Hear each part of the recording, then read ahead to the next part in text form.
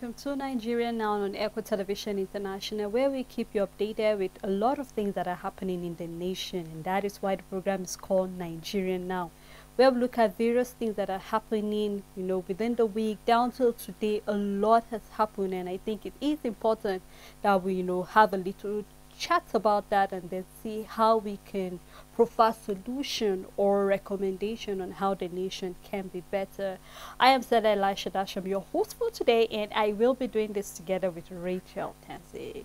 Good afternoon, Rachel. Afternoon, Sarah. How you doing? I'm fine. How I tend about to be you? excited, like we're doing part 2 of the dailies, right? Feels that way. All right. Well, quite a lot to talk about today on the show. Yes. We have the curfew that actually was being imposed in Adamawa State just yesterday, looking at the palliative, so to say, that was being looted by some residents, even though we have some people calling them hoodlums that broke into a Neiman warehouse, took some, very important, things, foodstuffs, grains, electronics, among many other things. And then, of course, people have reacted differently to the story, because it seems like we're going back to what happened during the COVID, where we had a lot of people, during the COVID, where people broke into various warehouses across the nation, stealing things. And then if you look at it, a lot of people are coming out to say maybe it's because of what they're going through presently, or it's because of government have refused, so to say, to provide solutions since the removal of the fuel subsidy. I mean, it's about 2 months already, Rachel, and Nigerians are yet to hear anything either from their state governors or even from the people representing them, either in the House of Assembly or in the Senate. Nothing from the president. So I don't know, what do you make out of this entire drama that is actually happening in Adamawa State presently? Well, Sele, in my opinion, first of all, I don't see this as an issue for a curfew, Sele. This is something that can be put under control without asking people not to move, or because the damage has been done, the palliatives have been looted, and then that's just about it. There won't be a repeat of it. However, we saw that NEMA are trying to take caution so that it won't happen in other states and all of that. But whether we like it or not, this is for sure an effect of what is going on in the country, and the masses are tired of waiting for the government to do something about it. Not doing anything. In as much as we have to make things very clear, because NEMA is not responsible for giving palliatives for a fuel subsidy removed. Exactly, they're not the ones saddled with that responsibility. However, I also want to say that we're not supposed to be seeing government warehouses full, so that they're supposed to be empty, like always half empty or almost empty all the time, because these things, when these relief materials are being given to the government, is not for storekeeping. It's meant to be taken somewhere. So in the first place, because you see the crowd carrying these goods, you see people, you see hundreds of people with cartons and cartons of goods and all of that, and you know that wherever they're getting it from, there is enough for one individual with 100 others having this much quantity of whatever they are taking. Because when you see the destruction, when you see all of that, and then you know that, okay, these things are there, and the government are supposed, for whatever reason, be it for flooding, because we know NEMA, that is their angle, be it for whatsoever reasons, are not even supposed to begin in the first place. It means we delay in whatever job we want to do. When things are being given, give this to the people. You don't, because if you had given it, there won't be anything for anybody to come and loot in the first place, be it for whatsoever reason it was given in the first place. And that was the same thing that happened in the COVID. People were tired of waiting for the government to share it, so why don't we help ourselves and just share it? And that is the chaos going on. And then we're seeing few people being arrested, Sele, and I'm seeing a community. You're supposed to put a whole community under arrest, because the crowd that did this havoc is not just a few. You can't sit down and say there are masterminds. No, we are seeing people with a lot of things happening. So a community, if it's a community that should be shut down and be called to book for certain action, it should, but not few people use as the scapegoat. So yes, there is so much work that needs to be done. Rather than a curfew, I want to see that our government and the governor coming up with what this is a reaction. Now we will not say is good, no, but this is a reaction of the people telling you that you are not helping them. So you are to wake up and say, what immediate measures am I supposed to put to help these people out? Because you know what, your curfew might not stop anything if people are angry. It's just, by the way, to just lead to more chaos and disaster, casualties that are not even supposed to be in the first place. So yes, we're not applauding them for what they did, but it's also for the government to sit up and do something more tangible for the people rather than just imposing a curfew. No, Rachel, you're really saying it with this. We're seeing a reaction, because for every action, there's always a reaction that follows that up. And no wonder we're beginning to see, well, why the government of Adamawa decided to impose that curfew. And just like you said, beyond just the curfew, right now, what is the governor of Adamawa State going to do about this? And just like I said during the dailies, I'm hoping to see the governor of Plateau State doing something. I'm hoping to see the governor of Imo State. I'm hoping to see the governor of Oyo State. I'm hoping to see various governors in other states that have not thought about providing something that will actually cushion the effect. Because, Rachel, you and I will really testify, a lot of hardship is going on presently, ever since the removal of the fuel subsidy. And it seems to see more numbers are adding to the people that trek to their places of endeavor every day. Because right now, somebody then that was boasting he or she can come to work by transport and go back by food, right now has to trek to work and trek back. And you're looking at some of the kilometers people cover, you know that people are going through a lot of hardship. Are we going to talk about people who are presently hungry? We saw the number of the statistics that were being given either by UNICEF or whoever came up with various statistics. The fact that even World Bank are saying that about 9 million will be added to the number of people that are actually, you know, living on the poverty line.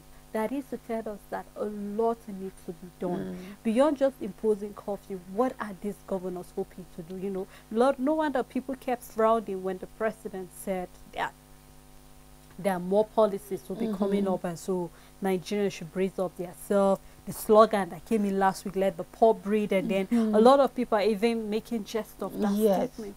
But then what measures are being put to make sure that the poor can actually breathe? How many households can you go to see that people can even afford 2 square meals? There are people who have to forfeit breakfast and they maybe take lunch that will keep you through the entire day. There are people that have to take nothing and then survive by water. You need to go down to various places. And it will shock you, Rachel, that the people that are even very extremely poor, not even the rural areas. They're not. There are people in the urban area, because people in the rural areas have a lifestyle. A lifestyle. So it's either they have their own farm that they actually produce. Somebody, a mother can be planting her pepper behind her vineyard, and all their resources are within their reach. So it's not as difficult as it is for people in the rural area, because their lifestyle is way different. It's you and I, Sele, that need to go to work every day. It's you and I that need to pay electricity bill, that need to pay for water bill, that need to pay for virtually every service that I am receiving, while they have a separate lifestyle. Like, we know when they go to farm during the farming season, they do their harvest, and their life is pretty much conservative in a lot of way. And yes, we are the one, is people in the urban area that are going through this hardship. And of course, if the government want to tell us that they want to breed, if that motion they pass in the House is in the Senate is for real and they mean it, because the eyes have it, that let them have Nigerians breed. Exactly. So I'm looking forward to the first step is giving out support, palliative. That is the immediate action now that Nigerians can feel the impact. Then the second is, as the president have said, there will be more policies. Then I am looking for policies that will correct what is not going on, and even a track back in our steps. Let's look at it, what policy should go for now and what can stay, because it's obvious 2 policies, I'll keep saying, like the removal of fuel subsidy and floating of the currency, don't go together. It's why we are having triple of the hardship in this country. So I want to believe that the new policies can be counter policies to what is already going on, or a policy correcting the damage that the current policies are already are doing in the country as it is now. No, Richard, still talking about policy reactions and all of that. Today we saw where NLC are saying they are not going back on the 2nd of August, you know, strike, because they gave the government an ultimatum of 1 week. That was last week. And then we saw even from June was June 5th, where they Yes. said they were giving the government ample time. And then we remember a committee was being said that 8 weeks to actually review the salary of workers. We saw where the TUC were saying, okay, let them increase it to like 200,000 naira. And then, of course, we had some reaction. Do we really have that money to pay civil servants 200,000? But if you ask me, I'll say yes, because ever since we stopped paying the first subsidy, we had surplus somewhere to keep that will be able to finance all of these things that the TUC are giving. And if you look at even some of the demands, the NLC were actually stating the reasons why they want to go on strike. We saw where there was increase of school fees, even though the federal government came out to tell us no, tuition fee is still free. But then within the week, we saw a lot of, circulars flying left, right, and center, SUGs of various schools coming out to say they have to meet with the school management to see what can be do about reviewing of school fees, tuition fee, and there means many other things. And NLC are saying they have to go on strike. We saw where Falana came out to say that there's no court ruling that said that NLC cannot go on strike. And I remember saying that NLC is actually not even fighting for me, but then they are really fighting, of course, a just cause for civil servants, because a lot of people are going through a lot of hardship. Just today morning, we saw workers in Oyo State shutting down the gates of the secretariat, saying that their allowance needs to be reviewed. So you agree with me that a lot of things are happening. NLC have said they have put their foot down, that they are going on strike. That means everything is shutting down, Rachel. Electricity management said they will actually meet up with them. A lot of things are actually going to meet up with them. So you will agree that quite a lot of things are happening. And then we have to see what will the government do concerning NLC and all of the things that are happening presently. Of course, Sele, when it comes to NLC, I like the fact that they started with what their position was on the subsidy removal.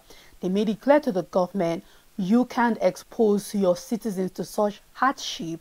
You can't leave your citizens to market forces. It doesn't work like that anywhere, and it doesn't happen like that anywhere, because when you are taking out the subsidy, fine, you're taking out the subsidy, but then don't leave the people to the market and to the market forces, which is what is going on. And you don't even completely take out the subsidy in such a way, because we kept on saying that we have world economy that are still subsidizing petrol price in their country.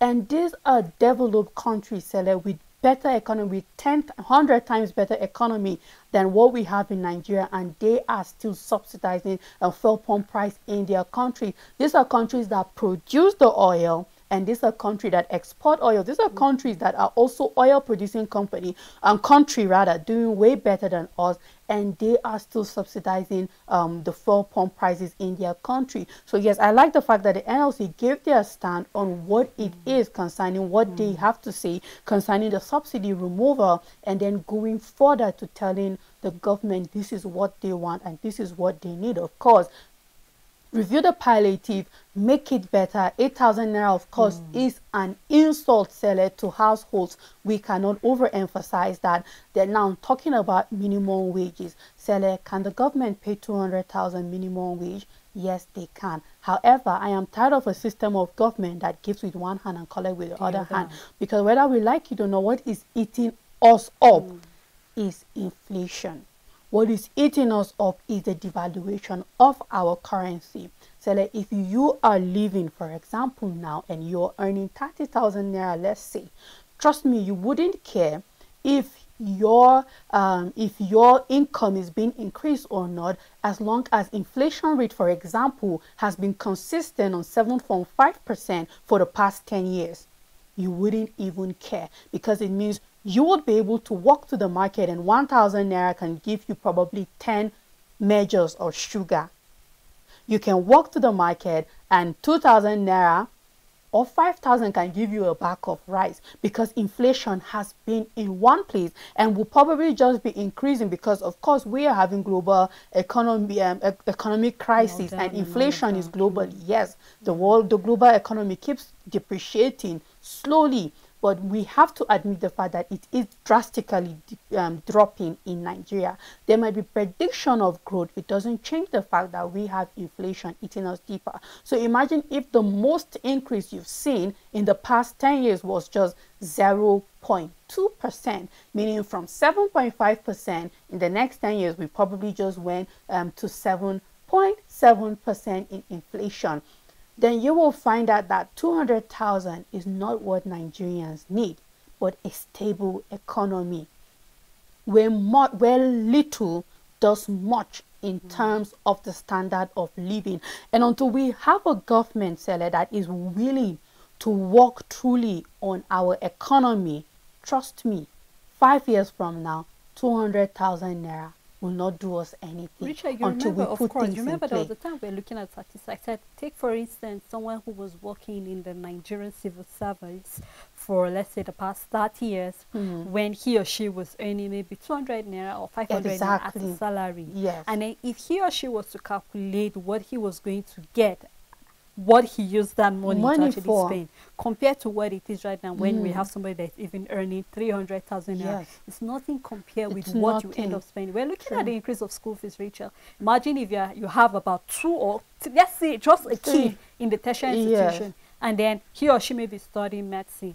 You're already looking at a rough estimate of about 250,000, so to say, for school, just tuition fee. Not talk about accommodation, not talk about transportation. I mean, every other thing. And then we're still looking at the way things are moving.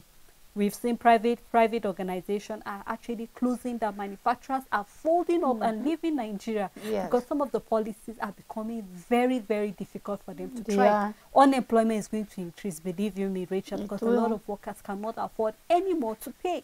So I just hope that the government look at this, even though they're going to be having a meeting today with the NLC again. So whatever the outcome of today's meeting will determine whether Wednesday stands or not. But I just hope that NLC are not just a backing dog without anything. You don't just back and then when you come and then you pull back. You stand on your foot so the government will know that truly this organization, this union mean business. When they say they are going on strike because of particular things that are not being made, let's see you going on strike. Not saying you are going on strike. People have actually come out to say, why announce it?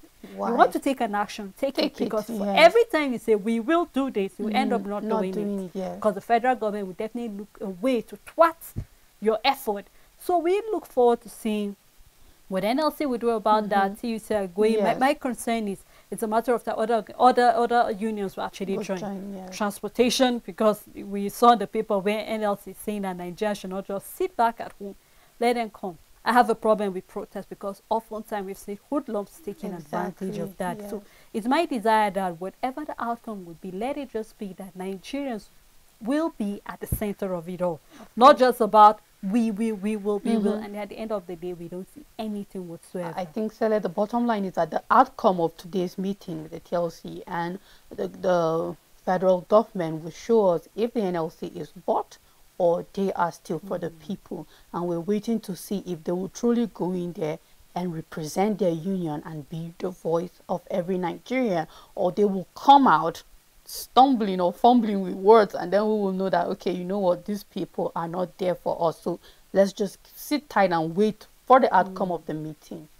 Well, you know, in the midst of all of this hardship, finally, Rachel, Nigerians have said their president have not said a word. A word, And finally, the president is ready to address Nigerians today by 7 p.m.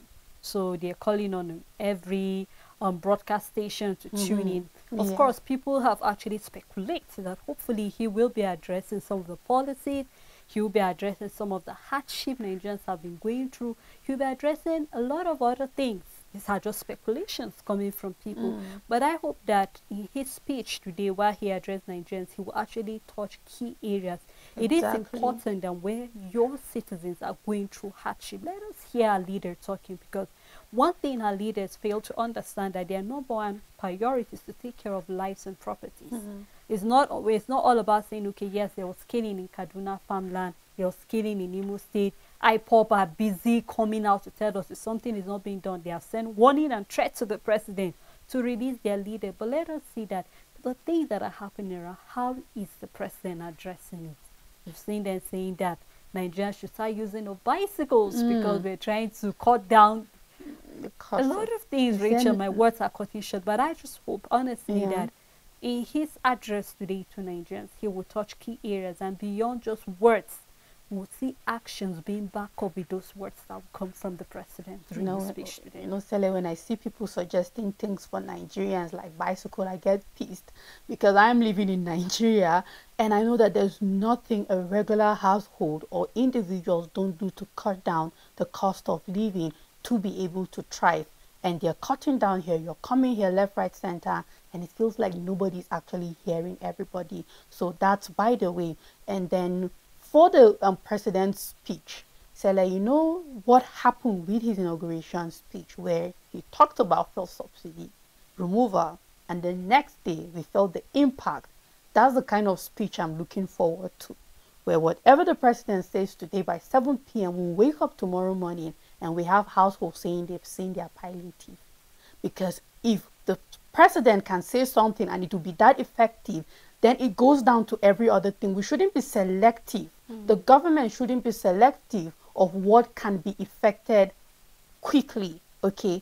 Everything, if the president have that much power that he says, fuel subsidy gone, and we wake up the next day and fuel, yes, then I believe in that same power, if he says that there is a review in the palliative, what will be given to household because it was taken back from it, as I said, they're still reviewing it. If he should mention, which I'm looking forward to, that kind of speech, by mistake say, okay, households will be getting 20,000 naira. I want to wake up tomorrow morning and hearing some households, yes, that I've gotten something. So whatever is this, whatever will be the speech that the address that the president will give, whatever key points he will touch, which we hope he does that because there are so many pressing issues. I'm looking forward to him saying things that will be of immediate effect, not selective effectiveness of what is not directly going to affect Nigerians, but what we will feel the impact immediately. Of course, you're talking of impact because it is important. That is what you will be remembered for as a leader, the impact Nigerians felt. Is it positive? Is it negative? A lot of things are actually needed in the president's address. Is it talking about the transport sector, talking about economy, talking about a lot of things. Tuition fee, you know. Tuition fee has kept to be on saying that we are still having free education. Yes, no, and that's not what we're going through. So that also needs to be addressed by the president. Even though they're saying that tertiary institutions are just increasing prices because of certain things that are happening. Of course, believe you me, September parents will be crying because their awards will be returning to school. Forget the plenty graduation pictures we saw during the weekend. A lot of parents celebrating. By September, you know, reality dawn on a lot of people because of you won't have the means to. But we hope that a way will come out, just like we said, the address, we are hoping the president will do the right. Well, presently, as we're talking right now, Senate is actually, you know, screening. They promise us for screening. They're actually screening the ministers presently. Wiki, I think, has passed for now. They're still going on. I think the screening started about 1:30 p.m. So a lot of candidates from the nominee list that was given to them, they're still screening them. So I hope the Senate will not be biased. I hope that they will be clear. I hope that they will use their conscience, looking at the portfolio. Let's look at the back, you know, some of the background of all of these ministers that they are screening, because it is important to us. A lot of ministry need immediate attention. So I just hope that this screening will come out well at the end of the day, Rachel. Of course, Helena, and we hope that the people who pass this screening are people with a track record of success in the past, because that's what matters. There are governors that we know didn't do well in their positions. There are people that were once in this position that didn't do well. Let's forget about lobbyists, loyalists, and all of that. Let's put people in there who will take Nigeria to the next level, because we have these key ministries waiting for their ministers to be in office and to now take the lead and start doing the necessary things in the country. Well, Richard, I think we have to call it a wrap here. Thank you so much for doing this with me. Sarah.